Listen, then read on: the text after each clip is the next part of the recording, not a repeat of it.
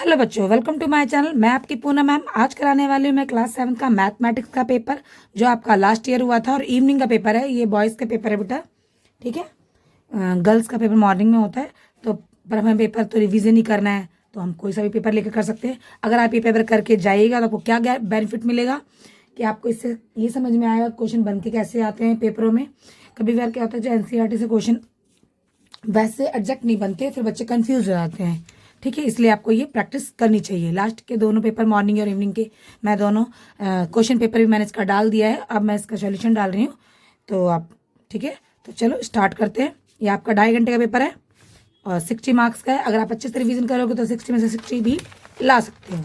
Hindi English medium दोनों से है, मैं आपको दोनों से समझाऊंगी, ठीक है। तो आप इसको समझना। x इज इक्वल टू 2 और 4x माइनस 3 का मान बताइए। आपको किसका मान निकालना है? x, मतलब इसका मान निकालना है। तो सिंपल सा है कि x की जगह पर जो है ना वो 2 रखना है। तो हमें क्या करा, आपको यहाँ पे आप मैं करके दिखा देती हूँ। देखो कैसे करना है, मैं वो भी बता रही हूँ, ताकि थोड़े से जो वीक बच्चे तो उनको और अच्छा हो जाएगा समझने में, कोई प्रॉब्लम नहीं होगी। यहाँ पे x को 2 बोला है, तो हम क्या करें, 4 मल्टीप्लाई x की जगह पर हम क्या रखेंगे, 2, ठीक है। और माइनस 3, 4 2 ज़ा 8 माइनस 3, तो आपका आंसर आ जाएगा 5। क्या आ जाएगा? 5।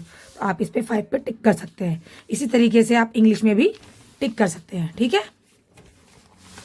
अब इसमें समांतर चतुर्भुज ABCD का क्षेत्रफल निकालिए। तो सेकंड का आंसर होगा B multiply H, B multiply H। क्षेत्रफल निकालने का फॉर्मूला होता है B मल्टीप्लाई H। B आपकी 6 है, H ये आपका आ गया 24 वर्ग सेंटीमीटर। इसका आंसर आया A, ठीक है। और इसमें भी आप ऐसे इंग्लिश में भी आप मार्क कर सकते हैं। मतलब इंग्लिश वाले बच्चे आप इंग्लिश वाले क्वेश्चन को पढ़ सकते हैं, हिंदी वाले बच्चे हिंदी को पढ़ सकते हैं। मैंने इसलिए क्वेश्चन पेपर पहले ही डाल दिया है, ताकि पेपर बहुत आराम से डिटेल में अनसॉल्व डाला है, ताकि आप उसे खुद करके देखें। जब कोई क्वेश्चन ना समझ में ना निकले तो आप मेरी आंसर की को देख सकते हैं। अब देखिए, ये थर्ड क्वेश्चन है आपका, -4 प्लस -5।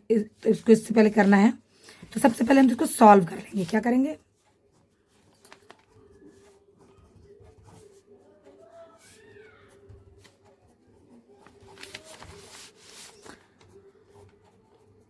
देखिए अभी ये तो माइनस है, ये भी माइनस आया, माइनस प्लस माइनस तो 5 हो गया।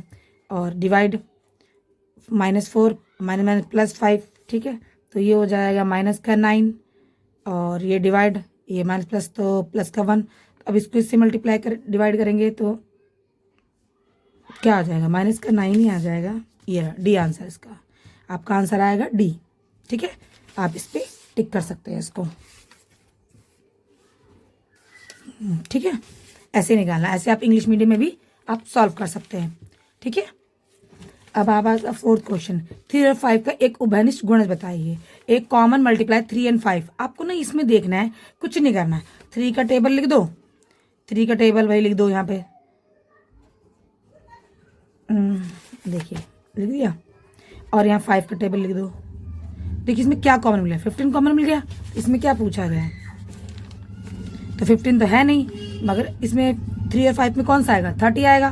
तो आप 30 को टिक कर सकते हो। देखो 6 तो नहीं आ रहा 5 में, 3 में आ रहा है। 8 ना 3 में आ रहा है, ना 5 में आ रहा है, ना 10 5 में आ रहा है, मगर 3 में नहीं आ रहा। तो क्या आएगा, 30। इसका आंसर होगा 30।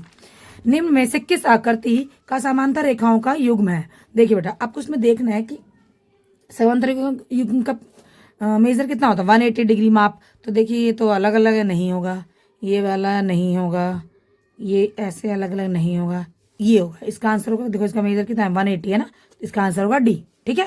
ऐसे आप इंग्लिश में भी मार्क कर सकते हैं, डी। यहाँ पे आपका ये 5 क्वेश्चन कंप्लीट होते हैं। हम चलते हैं 6 पे, ठीक है। दिए गए त्रिभुज के प्रकार का माप बताइए। देखिए तीनों साइड्स इक्वल हैं, तो क्या विषमबाहु तो नहीं होगा, समबाहु। विषमबाहु अधिक है, तो ये क्या होगा, समबाहु। आई मीन इसकी तीनों भुजाएं बराबर है। इंग्लिश में इसे कहते हैं हम इक्विलेटरल ट्राइंगल, ठीक है। जिस बच्चे ने लगाया गलत लगाया है, ठीक है। इक्विलेटर ट्राइंगल, इक्विलेटर ट्राइंगल की क्या खासियत होती है, उसकी तीनों साइड्स इक्वल होती हैं। अब देखिए, दी गई आकृति में DAC को इस प्रकार लिखा जाता है, तो बताइए DAC को किस, मतलब और दूसरे तरीके से बताइए कैसे लिखना चाहिए। सिंपल से देखो, ए बीच में ही आना है आपका, तो ए देखिए कौन सा आ सकता है, DAC ये आ सकता है। देखिए ए बीच में आ रहा है ना, और DAC, डी बस इधर चेंज हो, तो आपका आंसर ए होगा, ठीक है। आप इसको बिना सोचे समझे ए लगा सकते हैं। ठीक है।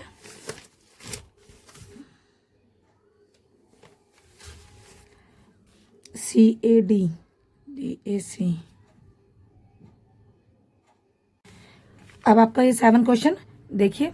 थर्ड में दी गई आती में सममितीय रेखाओं की संख्या ज्ञात कीजिए। देखिए, in the given figure number of symmetry line. Symmetry आपको पता है इनमें से कितनी लाइन निकलेंगी, एक इधर जाएगी एक इधर जाएगी, तो आई मीन इसका आंसर होगा 2 लाइन जाएंगी। ठीक है। अब किसी भी संख्या में 15% 45 है, मतलब 45 है, उसी संख्या का 50% क्या होगा, इसको मैं आपको करके दिखाती हूँ। ठीक है बेटा, देखो आपने मान लिया x इज इक्वल टू हमारा, जैसे हमारा x कितना है, सॉरी मेरे को करके बताती हूँ। लेट माना भाई संख्या में पता ही नहीं x है, तो भाई उसमें कितने 15%, तो हमने क्या करा, x मल्टीप्लाई 15/100 कितना है हमारा 45, कितना है 45। अब x तो यहीं रह जाएगा, 45 ये इधर जाएगा तो ये 100 और ये 15 नीचे आ जाए, तो 15 थी 45, 100 में से हाँ 300, तो x हमारा कितना आ गया 300, कितना आ गया 300। तो क्वेश्चन में क्या क्या उसी संख्या का 50% बताइए। 300 आ गया, 300 का अगर हम 50% करें, आधा कर दें, तो ये काटेंगे कितना आ जाएगा 150, इसका आंसर आ जाएगा 150 C। ठीक है, देख लीजिए आप इसको अच्छे से, कोई भी प्रॉब्लम ना हो। देखो पेपर में क्वेश्चन ऐसे आएंगे मिलते जुलते, बस डिजिट चेंज हो जाती है। ठीक है, अब चलते हैं आपके 10th क्वेश्चन की तरफ। आप इसमें से बहुलक, बहुलक को इंग्लिश में कहते हैं मोड। क्या कहते हैं, मोड। मोड क्या होता है, जो भी संख्या बहुत बार रिपीट हो रही होती है वो निकाला जाता है। तो आप इसको देखोगे ध्यान से, तो इसमें 13 कई बार रिपीट हो रहा है, तो आपका आंसर हुआ 13। ठीक है, अब चलते हैं 11 पे। एक समषटभुज के घूर्णन का कोण बताइए। Angle of rotational in the regular hexagon is. ठीक है, सिंपल सी बात है, आपको कोई भी 6 साइड का आपको वो बना देना है, 1 2 3 4 5 6। अब देखिए इसमें कितने ट्राइंगल्स निकलते हैं, 1 2 3 4। एक ट्राइंगल का मेजर होता है 180, तो 4 ट्राइंगल का 720 हो गया। ठीक है, अब 720 को अगर 4 ट्राइंगल से भाग करते हैं तो कितना आ रहा है, 4 1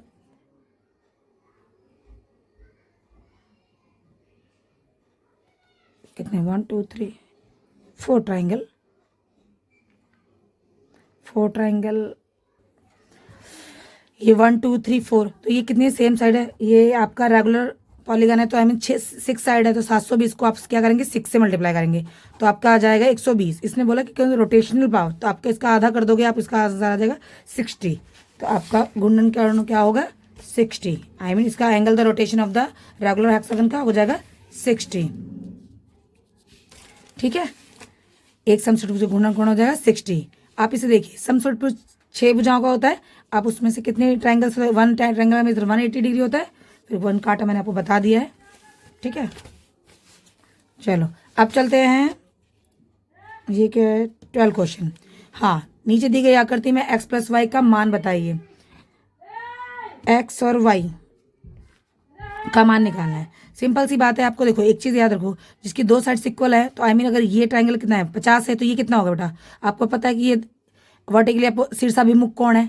ठीक है, तो ये भी 50 हो जाएगा, आपका 50 निकल गया। तो अगर ये 50 है तो ये भी 50 होगा। क्यों 50 होगा, क्योंकि ये दोनों समद्विबाहु त्रिभुज है जिसकी 2 साइड्स इक्वल होती है। अगर ये तो ये भी बराबर 50 हो गया, 50 100, तो ये कितना आ गया, ये आ गया 80, आपका 80 आ गया। और जब ये 50 है तो ये कितना हो गया 130 आ गया। आप इसमें क्या बोला है, x + y का मान, आप x + y, तो x का मान 80 और 130 जोड़ दिया तो कितना है 210, आपका आंसर आएगा D। ठीक है, इसी तरीके से मैं आपको इंग्लिश में भी एक्सप्लेन कर देती हूँ। देखिए 50 है, ये इसका वर्टिकली अपोजिट एंगल है। ठीक है, और जब ये अपोजिट एंगल है तो ये कौन सा है, वो स्केलन ट्राइंगल, इसकी 2 साइड्स इक्वल होती है, तो ये भी 50 हो गया आपका। जब ये 50 है तो पूरा मेजर कितना 180 डिग्री होता है, ये 50 है तो ये कितना हो गया 130, और ये 50 50 100, ट्राइंगल पूरा कितना होता है 180 का, 50 50 100 100, तो ये हो गया 80। तो वही सिंपल सा है, आपको इसमें x + y का मान बोला है, x हमारा 80 है, y हमारा 130 निकला, दोनों को ऐड किया 110, आपका आंसर। ठीक है, यहाँ पे आपका सेक्शन A कंप्लीट होता है। ठीक है, सेक्शन A कंप्लीट होता है, और मैंने इसमें सेक्शन ए का सॉल्यूशन डाला है, आप इसको देखिए। आपको कुछ गलत लगता है या कुछ समझ में नहीं आता तो मुझे आप कमेंट के थ्रू बोल सकते हैं, ठीक है। और अगर आपको अच्छा लगता है तो इसके आप नेक्स्ट वीडियो चाहते हैं कि हाँ, तो मुझे कमेंट में यस लिख के भेजिए, मैं आपको इसके आगे वाले क्वेश्चन भी करके डाल दूँगी। Thank you.